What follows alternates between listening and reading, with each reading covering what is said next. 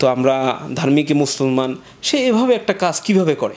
তো আমার এটা খুব লজ্জাজনক, মানে খুবই লাগছে। আমার ফ্রেন্ডরা ফোন দিতেছে, ভাই আমি তো জানি ভাবির সাথে আপনার সম্পর্ক আছে, আপনি ডিফিউজ কবে দিয়েছেন? আমি কই ভাই আমি তো ডিফিউজ দিইনি, আমি ঘুম থেকে উঠে দেখি বিয়ে শেষ। তো তারা খুব ধুমধাম।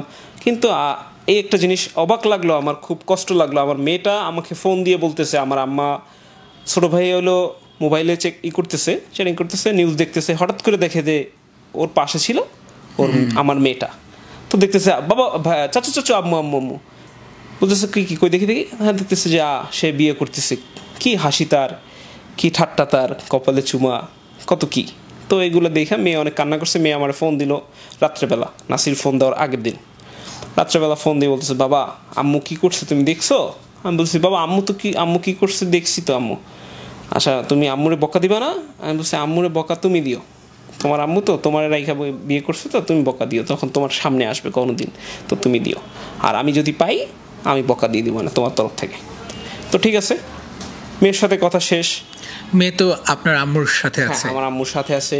আমার আম্মুর সাথে আছে কি যে আমি এইখানে ওদের বাসার যে ওর যে মা আছে, সে যে পরিবেশ, তার তো তার মেয়ে যদি বয়ফ্রেন্ড নিয়েও বাসায় আসে তাও তার কিছু না, বা কোনো ফ্রেন্ড বইলা বয়ফ্রেন্ড নিয়ে বাসায় আসে তাও সে কিছু করবে না। কিন্তু আমার মেয়ে তো এখন তো দেখতেছেন শিশু নির্যাতন হইতেছে, বা যে কোনো সময় দেখা যায় যে ওদের সাথে গেস্ট আসলো, সেই গেস্ট আমার মেরে নিয়ে কিছু একটা, তো এই আমি বাবা হিসেবে চিন্তা করতেই পারি। তো এই আমার মেয়ের সেভের জন্য আমি আমার মেয়েকে কি করলাম, আমার আম্মার কাছে বরিশালে নিয়ে গেলাম। তামিমা আপনাকে বলতো যে মানে তার মা আপনাকে পছন্দ করে না, কিন্তু কেন মানে পছন্দ করে না? কারণ হয়েছে যে তামিমাকে তো আমি পড়াশোনা করাইছি, এসএসসি পাশ করার পর আমার এখানে আসছে। এসএসসি পাশ করার পরে আসার পরে আমি ওকে বরিশাল নিয়ে যাই ফার্স্ট টাইম। বরিশাল নিয়ে যাওয়ার পরে ও এসএসসিতে ভালো রেজাল্ট করে, A+। তো এখন আমি বলতেছি যে সবাই চায় যে ভালোবাসার মানুষটা পড়ুক, শিক্ষিত হোক, সেটা আমি না, তো আমিও চাও, সব হাজবেন্ডই চায়।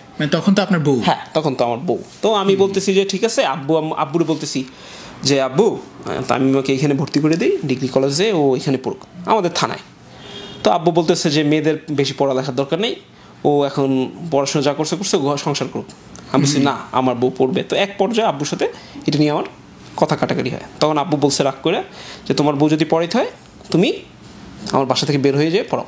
তো আমি রাগ করে ঢাকায় চলে আসি বউ রেখে। এসে আমি একটা পর্দার শোরুমে জব নেই ম্যানেজার পোস্টে। তো নেওয়ার পরে আমি তাকে ঠিক এক সপ্তাহের মাথায় ঢাকায় নিয়ে এসে একটা সাবজেক্ট বাসা নেই, তারপর তারে টাঙ্গাইল নিয়ে যেয়ে ইন্টারে ভর্তি করে দিই। টাঙ্গাইল হচ্ছে আপনার শ্বশুরবাড়ি? টাঙ্গাইল হচ্ছে আমার শ্বশুরের। ওরে কুমিদিনী কলেজে ভর্তি করে দিই।